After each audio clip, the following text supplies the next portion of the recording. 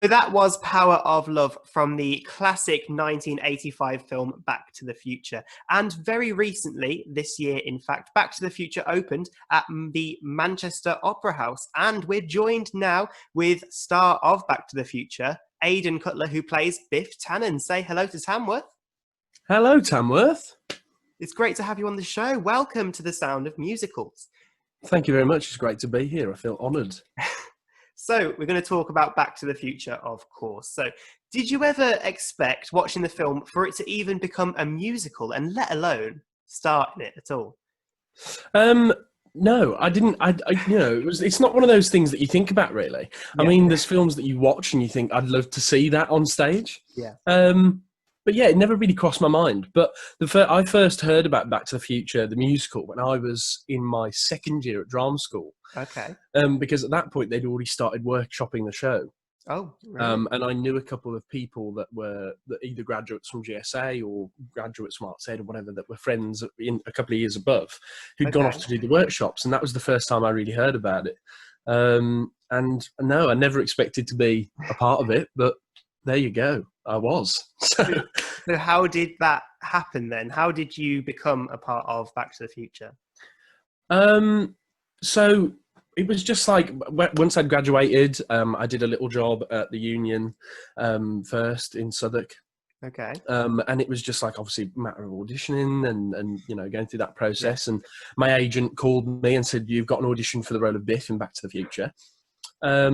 Which was, watching the film, is a role that I never thought, would, because normally I play the big, cuddly, laughable kind of character, you know. I've never played a bad guy. Let's put it that way. So when I got the call, I was like, okay, why not? Let's just go for it. And I went in and I sang a song from the show. And it was, because the way it works is, obviously, because half the creative team were American, they were all from the US. Yeah. It meant that quite a lot of them couldn't be there. So we had the assistant director, Jake, was in the room. Okay. And then the musical supervisor, Nick Finlow, and obviously the producer, Colin. And also something really cool, Ollie Dobson, who obviously played Marty, he was actually in the room reading for two of the characters. He read for George and for Marty. Okay. And was he cast at that point?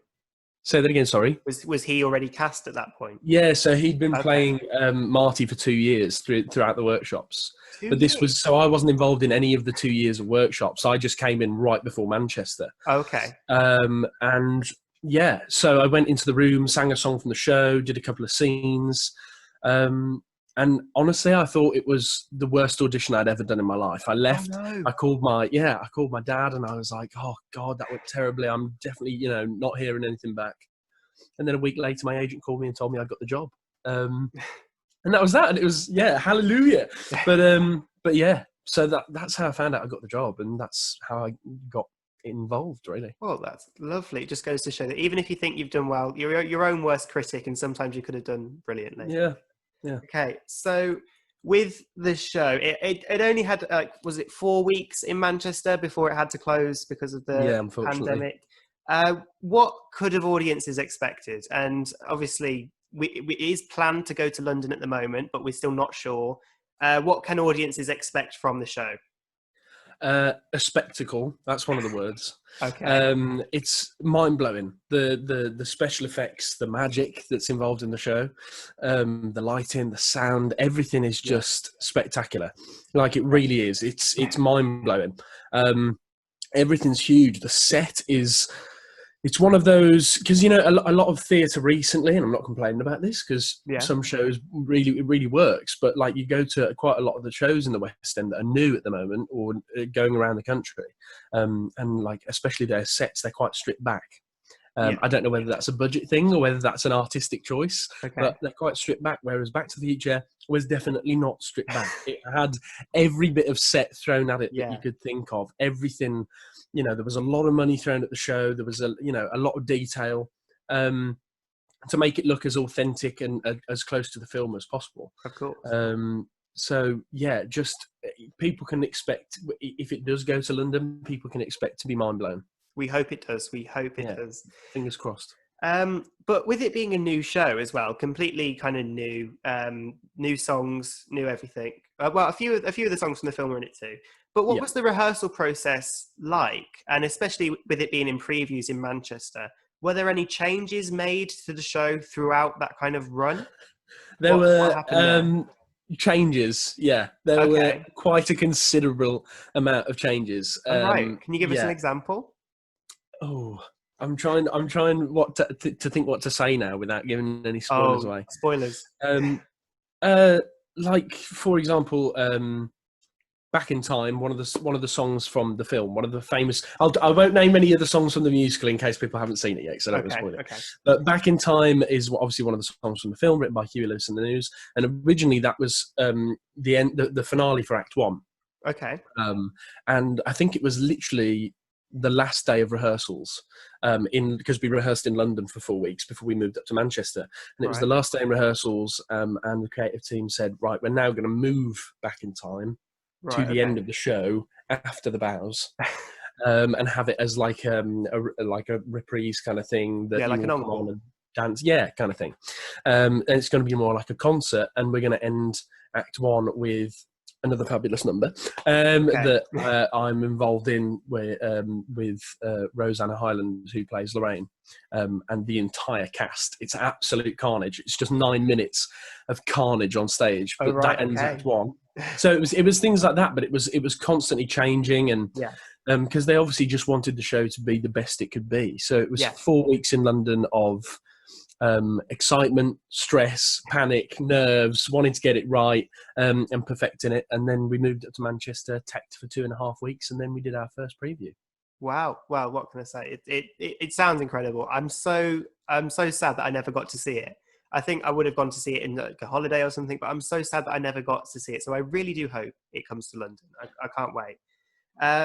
So what was it like when you did get changes, when you got changes come through? What was it like to kind of adapt? Did you have to be kind of on the ball, or did you work it in? Yeah, I mean, there's some things you can kind of sit back on, because sometimes as well there were changes that were made that you'd been pre-warned about, where it had been said. This might happen next week, we don't know, keep playing with it as it is, and then we might change it next week, so you kind of were mentally prepared for that to happen. But then some days, especially during the preview process, because that's obviously after the 20th of Feb, when the show had kind of it wasn't officially open, but we're in the preview periods. People were coming to see the show, and the day of a performance, we were the associate director Richard Fitch, or someone had come up to us, or the musical director Jim would come up and just say, look, this bit's completely changed this evening. So I'd get a new bit of my script was constantly changing and being moved around. To make me more scary, really. And I, during the preview process as well, I think I did about 13 or 14 previews, and I had a song in Act 1. I can name this one because it's gone now. But I had 13 or 14 previews in which I sang a song called Good at Being Bad in Act 1. And I was approached by the director on one of the mornings, and he said, as of tonight, Good at Being Bad is cut from the show, because it just makes Biff seem too happy and too bouncy and too full of energy, and he's not scary enough because of the song. And then that night we cut the song from the show, and I went straight to the director after that performance, and I said, let's leave it gone, because it works so much better without it. I still get 2 cracking songs in Act 1 and 1 in Act 2, but nice. But it was kind of necessary for it to go. But it was changing constantly, but it was necessary.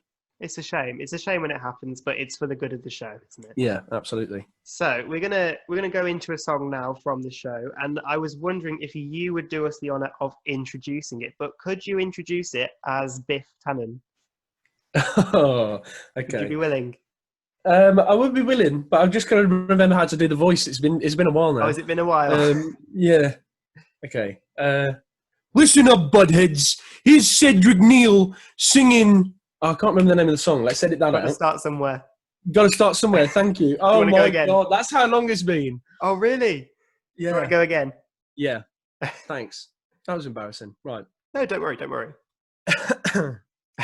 Listen up, buttheads. Here's Cedric Neal singing "You Gotta Start Somewhere" from Back to the Future. Sweet. That was Gotta Start Somewhere from the Back to the Future musical, which unfortunately closed due to the pandemic, but we hope it comes to London very soon. And we're lucky enough to be joined today on the show by Aidan Cutler, who plays Biff in the Back to the Future musical. Say hello to Tamworth again. Hello again, Tamworth. It's great. It's great to have you on the show. Now, as I said, Back to the Future has been closed for a while now, but you have been keeping yourself busy, or you're starting to keep yourself busy now by starting a podcast. Would you like to tell Tamworth about that? Yeah, so a good friend of mine, Bradley Woolwin, who's also an actor and trained with me at GSA, we've been very close friends for a good many years. He just approached me last week, I say approached me via FaceTime, and said, are you interested in starting up a podcast? He said, because I feel like there's things that myself and him could talk about that people would be interested in. And I was like, okay, yeah, why not? Let's give it a go. And we started filming for a teaser trailer, just almost like a pilot episode to tread the water. And I fell in love with the idea, like instantly. That's great. So yeah, we've got some really exciting guests lined up that if you go over to our social media, you'll find out about it. Our first episode is currently up on our YouTube channel, which is Chatter Cake Podcast. I love that. And then you can go over to Twitter and Instagram at Chattercake UK and check out all of our stuff out over there. But yeah, we've already got one episode out that features a special guest called Nick Gartland from the band Out at Sea, who's an absolute legend. And we've got some amazing special guests lined up over the next couple of weeks, but I won't spoil anything because that's all going to be announced. Yeah, it's all going to be announced in due time. And I'm really excited to get filming on those. Well, it's very exciting. I think everyone's got to find something to do during this lockdown, of course. Yeah, absolutely. We'd go crazy if we weren't doing anything, wouldn't we? Yeah. So, and we're going to go back to the future now. Well, we are going to go back to the future. We're going to talk about the show. So you gave us a little snippet of your character there, of your voice of your character. What was it like to kind of develop that kind of voice? Did you find it easy to kind of go straight into it, or did you copy the movie? So it was, what happened? I think it was a mixture of watching the film quite a few times. Yeah. And finding my own version of it. Okay. Because Bob Gale, who is the writer of Back to the Future and obviously wrote the script for the musical, he was in the room constantly. He was always there. So having him to watch over my performance and have, as a mentor of my performance essentially was incredible. Yeah. But he would constantly approach all of the actors and either give notes or suggest ideas. And I remember about halfway through the process, he sat everyone down and he said, look, I don't want you to do any more. He said, what you have now is where it should be. Okay. He was like, none of you really are exactly what the film is. And none of you are so far away from the film that it's unrecognisable. Yeah. He said a lot of you have now found that happy balance between what the film is, obviously, like I've mentioned in several interviews, played by Tom F. Wilson in the film. Yeah. Halfway between what that is and Aidan's version of Biff. Yeah. And he said, and that's where it needs to stay now. So it was quite fun to develop this kind of character, but I personally had like a bit of a hard time to start off with because, like I said earlier, I've never played a bully, so finding that kind of that character and those stereotypes I found quite difficult. But fingers crossed, if people liked it, we got there in the end. Yeah, well, I'm sure you did it wonderfully, as we heard earlier in the show. It was brilliant. So we've got a final question for you now, and I ask this to everyone that comes on The Sound of Musicals. I really love this question. What is your favourite musical and your favourite song from that show, but you can't have worked on it? Oh, okay. Yeah. Oh, that's big question. It's really difficult. Yeah, I know. Oh, I have so many favourite musicals. Yeah. I mean, look at my wall. Are we talking about like right now at this point in time, or are we talking about of all time? Do you want me to make the question harder for you? Oh God. Okay, go on. All time. Oh, okay. Of all time. I'm probably going to have to go with. Oh, I don't know. You're going to have to just edit out loads of air because I really don't know. It's fine. I will do that. It's fine. What is my favourite musical of all time?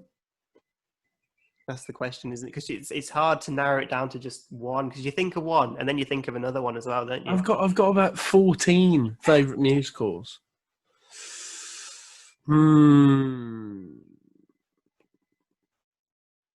I don't know. I think I'll genuinely say, and it's purely because my dream role is in this show.